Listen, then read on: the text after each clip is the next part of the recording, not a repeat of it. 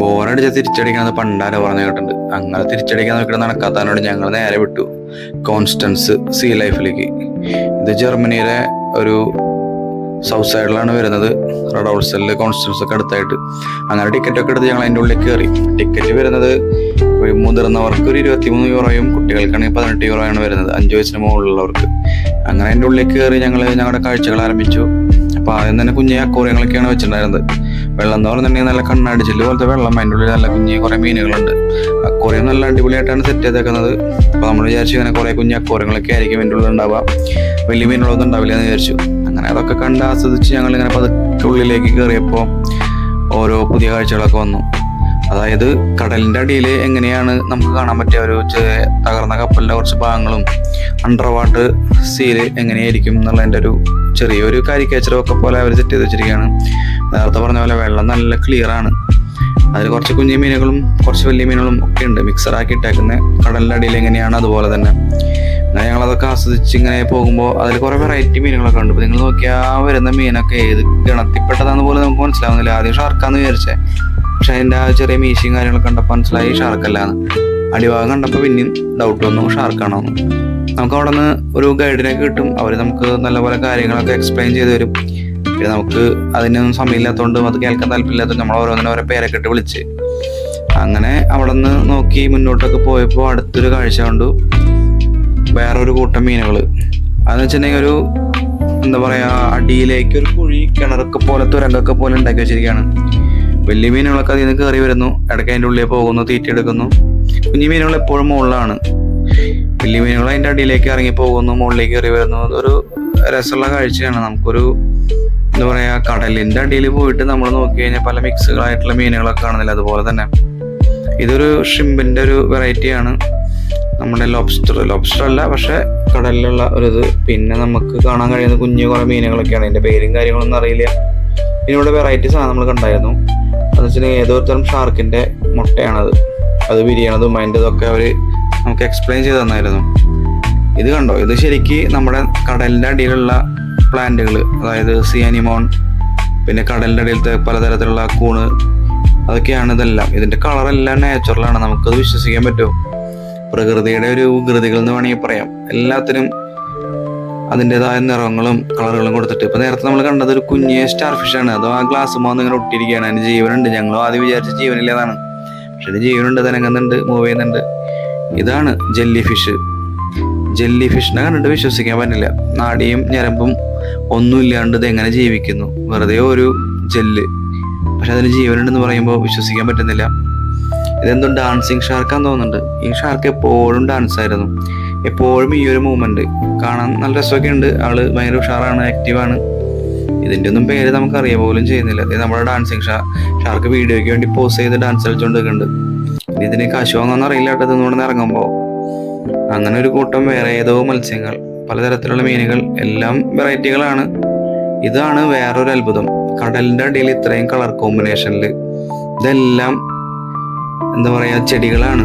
അതായത് പലതരത്തിലുള്ള, എനിക്കറിയില്ല എൻ്റെ പേരുകളൊക്കെ, പക്ഷെ അത് കാണുമ്പോൾ വിശ്വസിക്കാൻ പറ്റില്ല. ദൈവം അനുഗ്രഹിച്ചു കൊടുത്ത കളർ കോമ്പിനേഷൻസ്. ആ മണല് എടുക്കുന്ന കണ്ടോ, ഒരു കരിയില പോലെ. അതൊരു മീനാന്ന് പറഞ്ഞാൽ നിങ്ങൾ വിശ്വസിക്കുമോ? ഞാനും വിശ്വസിച്ചില്ല. പിന്നെ സൂക്ഷിച്ചു നോക്കിയപ്പോൾ എൻ്റെ കണ്ണ് കണ്ടു. അപ്പോൾ ഞാൻ വിചാരിച്ചൊരു മീൻ ചത്തെടുക്കാന്ന്, പക്ഷെ അത് അനങ്ങുന്നുണ്ട്.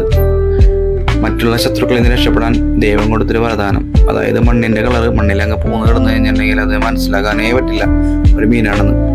പിന്നെ ഇവിടെ ഒരു തെരണ്ടീന ഉണ്ട്. ആളിപ്പോൾ വരും ചിലപ്പോൾ. ഞാൻ വീഡിയോ എടുക്കാൻ നേരത്തെ ആളെങ്ങോട്ട് മൂവ് ചെയ്തിട്ടുണ്ട്. ഇപ്പോൾ വരും. അപ്പം ഞാൻ ഒന്നുകൂടെ അതിനെ പറ്റി ആദ്യം വന്നു. ഞാൻ പറഞ്ഞില്ലേ, ഇതാണ് നമ്മുടെ തെരണ്ടി. ആളെന്തോ പറയുന്നു, ചിരിക്കുന്നു. ഇത് കണ്ടപ്പോൾ ഞങ്ങൾക്കും ഭയങ്കര ചിരി വന്നു. ഞങ്ങൾ വീഡിയോ എടുക്കണേ നോക്കിയിട്ട് എന്തോ കുറ്റം പറഞ്ഞിട്ട് ചിരിക്കുന്നതാണോ അതോ പരാതി പറയണതാണോ, ഇവർക്കൊന്നൊരു പണിയില്ലാണ്ട് നടക്കുകയാണെന്നുള്ള രീതിയിൽ.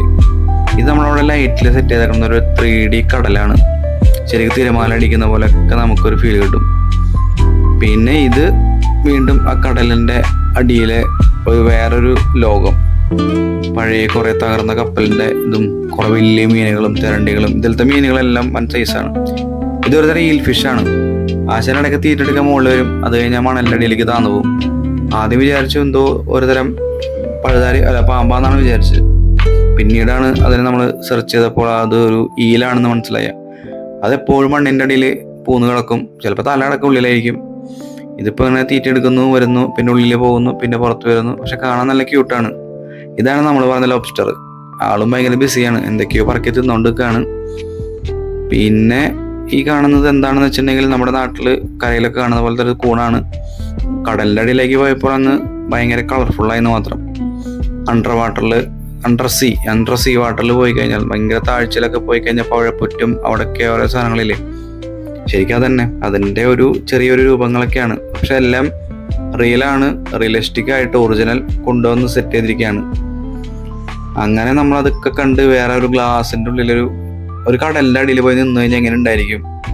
കുറച്ച് വെള്ളം മാറ്റി നമുക്ക് നിൽക്കാനുള്ളൊരു സ്പേസ്, മുകളിലേക്ക് നോക്കി കഴിഞ്ഞാൽ എല്ലാം നല്ല കണ്ണാടി പോലെ വ്യക്തമാവുന്ന ഒരു ഇതിൻ്റെ അടിയിൽ പോയി നിന്ന് എങ്ങനെ ഉണ്ടായിരിക്കും? അങ്ങനത്തെ ഒരു കാഴ്ചയാണ് ഇപ്പോൾ കാണുന്നത്. അതിൻ്റെ അടിയിൽ അതിൽ ഷാർക്ക് ഉണ്ട്. ആശാൻ അങ്ങോട്ടും ഇങ്ങോട്ടൊക്കെ ഇടയ്ക്കൊക്കെ ഓടി നോക്കുന്നു, ഓടിപ്പോകുന്നു, ഭയങ്കര ബിസിയാണ്. പിന്നെ ഇതെന്തോ സീബ്ര ഫിഷാന്ന് ഞാൻ പേരിട്ടിരിക്കുന്നത്. കാണുമ്പോൾ ഒരു സീബ്രയുടെ പോലെ ഉണ്ട്, പക്ഷെ സീബ്രയ്ക്ക് വെള്ളയും കറുപ്പയാണ്, ഇത് കറുപ്പയും ഒരു ചെറിയ ഗോൾഡൻ കളറാണ്. ഇത് നമ്മുടെ അവിടുത്തെ പാരയാന്ന് തോന്നുന്നു. മീനിൻ്റെ പേരെന്ന് അറിയാത്തതുകൊണ്ട് ഞാൻ എനിക്ക് ഇഷ്ടമുള്ള പേരിട്ട് വിളിക്കുകയാണ്. ഇവരെങ്ങനെ ഒരു ടീമായിട്ട് അങ്ങനെ നിൽക്കുന്നു. ഇവരെല്ലാവരും ഓരോ ഗ്രൂപ്പായിട്ടാണ് നിൽക്കുന്നത്. ഇത് നമ്മുടെ സക്ര ഫിഷ്. ഇതൊരു അക്വേറിയം പോലെയാണ് സെറ്റ് ചെയ്തിരിക്കുന്നത്. നല്ലൊരു വലിയ സക്ര ഫിഷാണ്. പിന്നെ ഒരു റെയിൻ ഫോറസ്റ്റ് പോലെ ഉണ്ടാക്കിയിട്ടുണ്ട്, എപ്പോഴും മഴ പെയ്യുന്ന ഒരു കാട്. അങ്ങനെ കാട്ടിൽ നിന്നും കാഴ്ചകൾ കണ്ട് ഞങ്ങൾ ഇതേ കാടിൻ്റെ ഉള്ളിലേക്ക് കയറി. എല്ലാം ലൈവായിട്ടുള്ള മരങ്ങളും ചെടികളൊക്കെയാണ്. നേരെ അതിൻ്റെ ഉള്ളിലേക്ക് പോയി കാഴ്ചകൾ കണ്ടു. ഇത് നമ്മുടെ ഡിസ്കസ് ഫിഷാണ്. ആശാൻ എന്തോ കണ്ട് ഫോക്കസ് ചെയ്ത് നിൽക്കുകയാണ്, അതോ കണ്ണ് മഞ്ഞളിച്ച് നിൽക്കുകയാണെന്ന് തോന്നുന്നു. അങ്ങനെ കാഴ്ചകൾ കണ്ട് ഞങ്ങൾ കാടിൻ്റെ ഉള്ളിലൊക്കെ കയറി കുറച്ച് ഫോട്ടോസും കാര്യങ്ങളൊക്കെ എടുത്തു. ശരിക്കും നല്ല അനുഭൂതിയാണ്. കാടിൻ്റെ ഉള്ളിൽ ആരാ തലെത്തിച്ച് നോക്കുന്നുണ്ടല്ലോ, മരയൊന്നാണോ?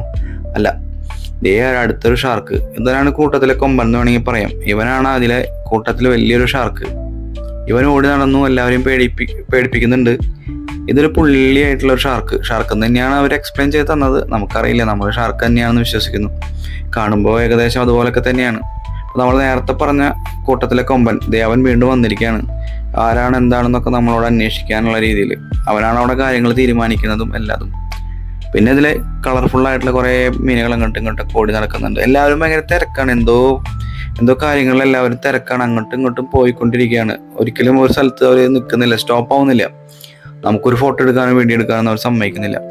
ഇതാണ് നമ്മളുടെ സ്വന്തം പെൻഗിൻസ്. അവിടെ പെൻഗിന് മാത്രമായിട്ടൊരു അന്റാർട്ടിക്ക സെറ്റപ്പിൽ കുറച്ച് വെള്ളവും മഞ്ഞൊക്കെ സെറ്റാക്കി കൊടുത്തിട്ടുണ്ട്. ഇത് ഈ ഓടി നടക്കുന്ന ആളുണ്ടോ? ആള് ഞങ്ങൾ കാണുമ്പോൾ തൊട്ട് ഞങ്ങൾ അവിടെ നിന്ന് പോരണ വരെ ഓട്ടം തന്നെയായിരുന്നു. ഓടുന്നു, കുറേ അങ്ങോട്ടും ഇങ്ങോട്ടും നീന്തുന്നു, വീണ്ടും കരയിൽ മഞ്ഞത്ത് കയറി നിൽക്കുന്നു, പിന്നെ വീണ്ടും നീങ്ങുന്നു. ഇവർ മിന്നായം പോയൊക്കെ കാണുള്ളൂ. പക്ഷെ ആള് നമ്മളെ നന്നായിട്ട് എൻ്റർടൈൻ ചെയ്യിപ്പിച്ചു. അങ്ങനെ അതൊക്കെ കണ്ട് നമ്മൾ വീണ്ടും പുറത്തിറങ്ങി. അപ്പോൾ നമ്മൾ നേരത്തെ കയറുമ്പോൾ ഒരു ജൈൻറ്റ് വീല് കണ്ടിട്ടുണ്ടായിരുന്നു. അത് ശരിക്കും നമുക്ക് കാണാനും നോക്കാനൊന്നും പറ്റിയില്ല. ഇതാണ് എൻ്റെ വലിപ്പം സെറ്റപ്പ്. ഞങ്ങൾ കയറിയില്ല. എനിക്കാണെങ്കിൽ മറ്റേ മുകളിലേക്ക് പോകുമ്പോൾ ഉണ്ടാകുന്ന ഒരു പേടിയുടെ രസമുണ്ടല്ലോ, അതുണ്ട്. എന്താ പേരെന്ന് വെച്ചിട്ടുണ്ടെങ്കിൽ ഞാനിവിടെ പറയുന്നില്ല. അപ്പം അതുകൊണ്ട് ഞങ്ങളാരും